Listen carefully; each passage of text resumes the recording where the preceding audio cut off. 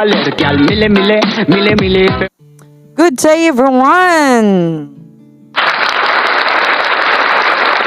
Welcome to Bisdak Princess Channel, your Bisaya Filipino translator.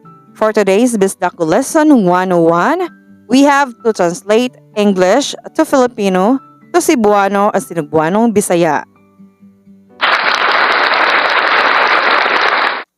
We have good morning in English, magandang umaga in Filipino, maayong buntag in Bisaya.